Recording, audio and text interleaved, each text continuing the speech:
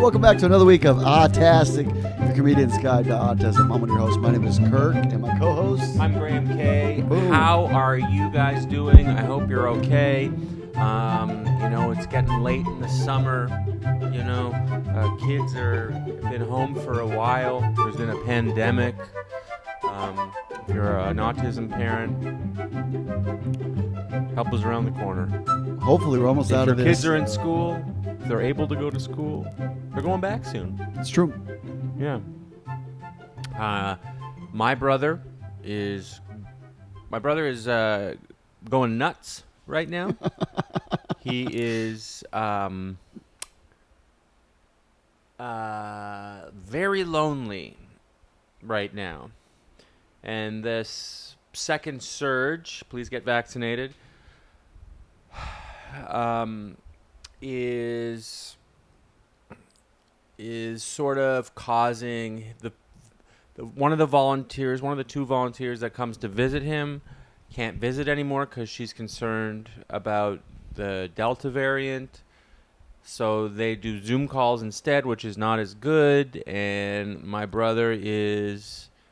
It's funny. It's just the trickle down to me is when he's more lonely, I get more calls.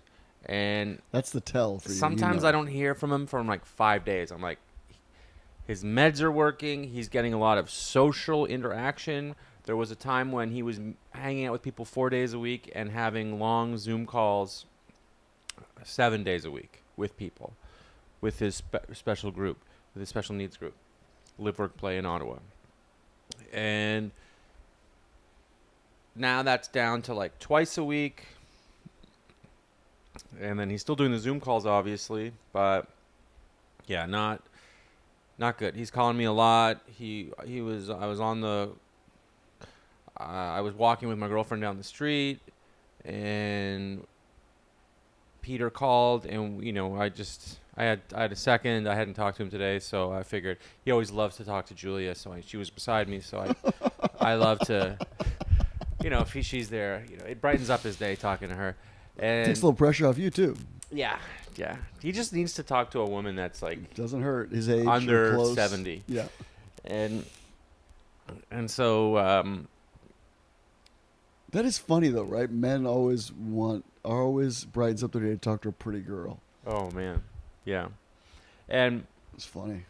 Anyway, so he he calls and he's like, "Yeah, I've just decided that you can't be happy all the time. I'm having trouble not being reminded of the bad thoughts.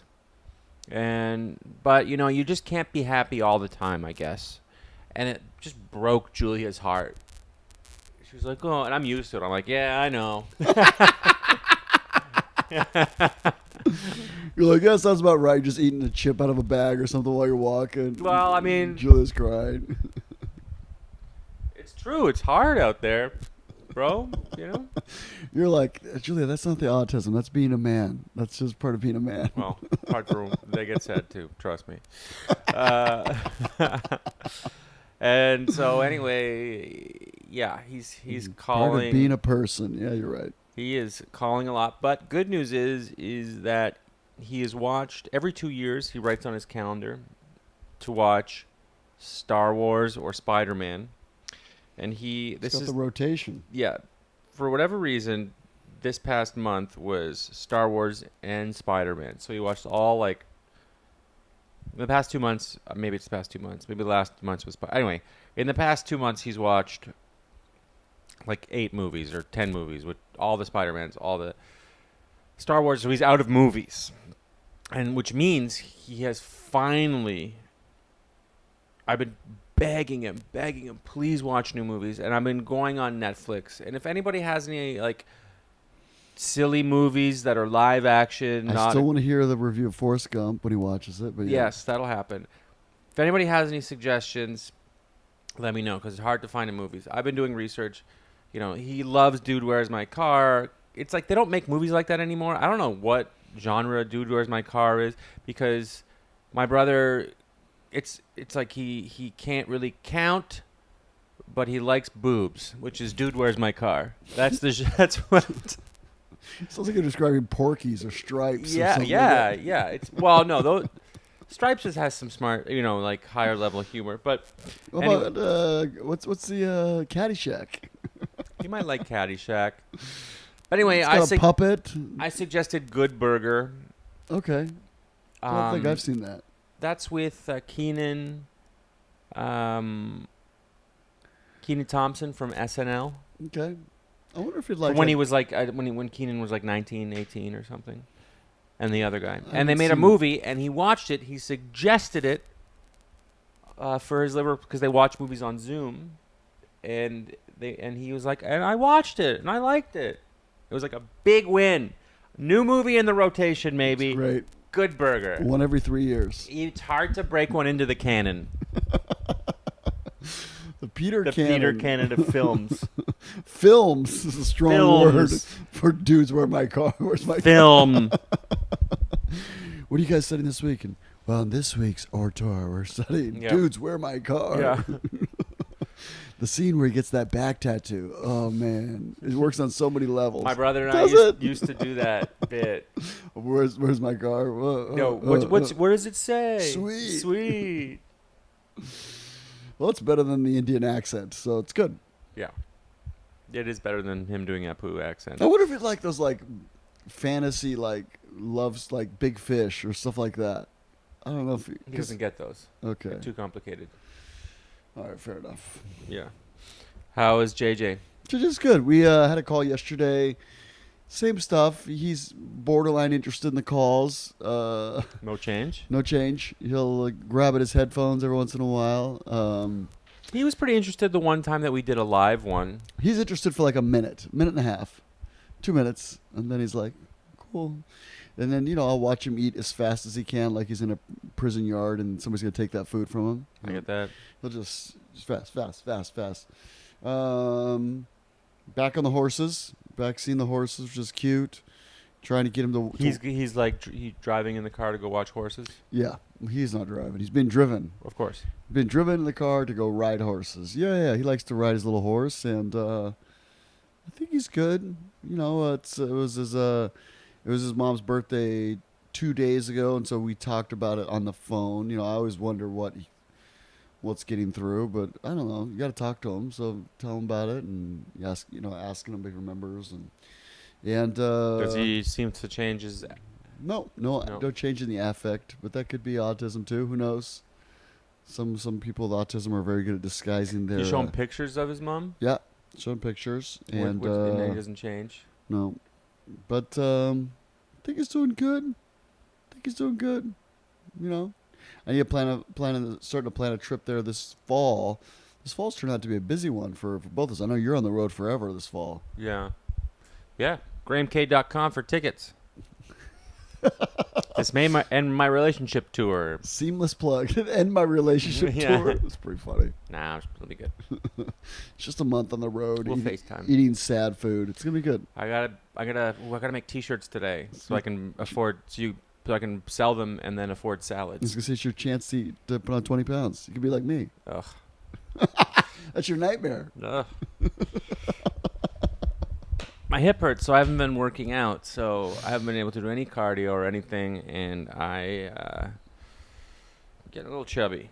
Well, bro, you're speaking of the choir. I'm way ahead of you. Should we do a little... in the news. In the news. This week, this was sent to me by my mom. You found it too, but my mom had also sent this to me. Spectrum News, which seems to be one of our... Your mom and I are simpatico. Yeah, you like the same people. It's hard to tell you guys apart.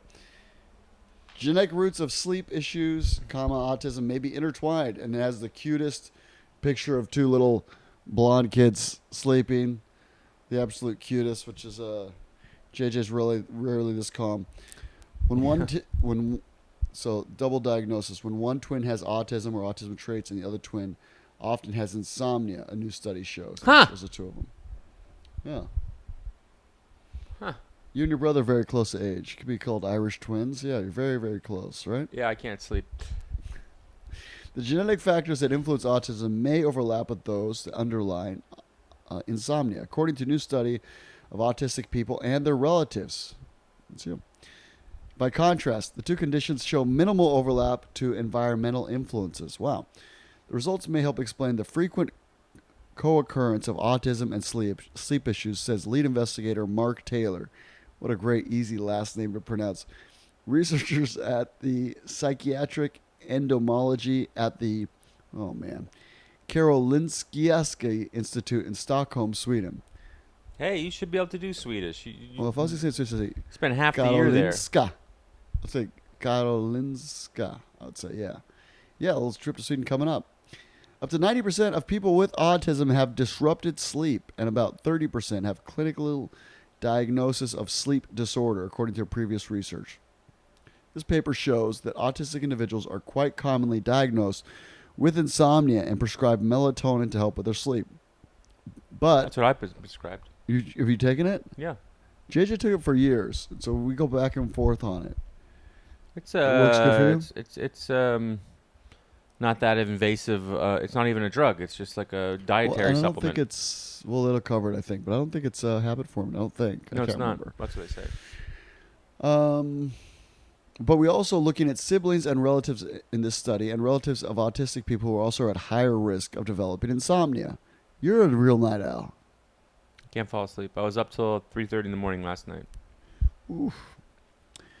The strong overlap between conditions underscore the importance of diagnosis and treating sleep problems in autistic individuals, says Felipe Mururan, associate professor of psychiatry and behavioral science at Stanford University in California, who was not involved in the research. Sleep problems are overlooked. They're often thought of as a byproduct, additional symptoms not worthy of investigating when it comes to autism. He said, but in fact, poor sleep can impact brain development and influence the severity of autism traits. So, in our case, JJ, we didn't really, excuse me, his mom really didn't want to put him on any sort of medication until he was about 19. And then we started with a very light dose of an antipsychotic, which a lot of people with autism use as a mood stabilizer. Sure. And then a sleeping, something that helps him sleep too, which when he sleeps, excuse me, apologize. When he sleeps, it really sets up his day a lot better. Really? Yeah. If he doesn't sleep, you're in for a bad next day. He has more energy? Bad behavior. More anxious, easily frustrated, more cranky, easily agitated. It's like if anything doesn't go his way, if he wants to go to the park and he doesn't get to go, it's going to be a tantrum. If he sleeps, it's like, that's just anecdotal in our experience, but yeah. All right, genetic influence. Here we go. Taylor and his colleagues used Swedish National Health Registry to identify 50,000. Peter sleeps 12 hours a day. But that's good, I think. Might be too much. I was like, yesterday, I was like, hey, man, he called me at 7:30, and I was like, so what are you going to do tonight, or are you going to go to bed soon? He's like, well, it's a little too, it's still light out, so I'm going to wait till 7, I'm going to wait till 8 or 8:30 before I go to bed. And I'm going to sleep in tomorrow because I shouldn't get up early. I don't have to get up early. I'm like, when do you get up? He's like, 7, 8. I'm like, well, it's 12 hours. But I don't think it's that. I mean, when you think about like in the olden days, like, it gets dark, you go to bed. And what do? When it gets light, you get back up. The summer, maybe you have some short nights, but in the winter, that's 14 hours. It's like, especially in Canada. Well, in Canada, it's light out till like 9 o'clock. In the summer. But Yeah. in the winter, it's the opposite, yeah. Yeah. In Ecuador, the sun goes down every day, 6:30. 6:30. Every day. Year round. Wow. On the equator. Unbelievable. Weird, right? Yeah. It almost seems a little early.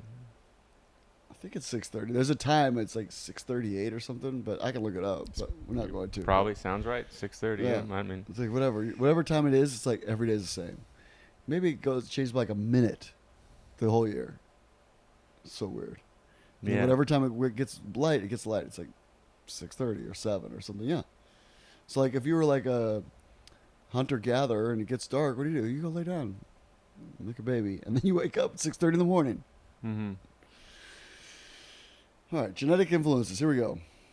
Taylor and his colleagues used the Swedish National Health Registry to identify 50,000 autistic people, along with 56,000 of their full siblings, including 60 identical and 340 fraternal twins, 31,000 half siblings, 214 cousins, and they also analyzed data from over half a million unrelated sex and age matched controls.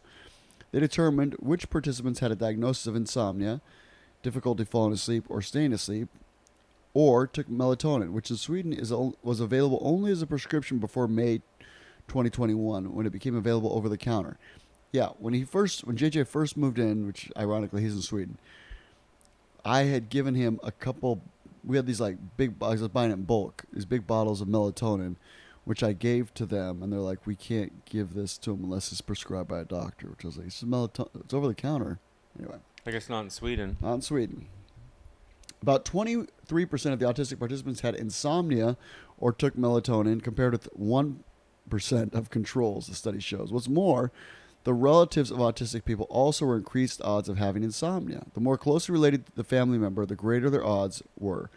Identical twins, for example, had 6 times the usual odds of having insomnia, whereas cousins were 1.3 times the usual odds. Wow. Second analysis of data from 30,000 identical and fraternal twins in an ongoing child and adolescent twin study in Sweden yielded similar results. Among 423 autistic twins in the sample, about 39% had insomnia, which had been prescribed melatonin, compared with only 4% of the non-autistic twins. Wow. When one twin in the pair has autism or autism traits, the other twin often has insomnia, the team found. This trend is also more prominent among identical twins who share nearly all their genes than fraternal twins who share only half. Shared genetic factors explained 94% of the correlation, whereas non-shared environmental factors accounted for just 6%.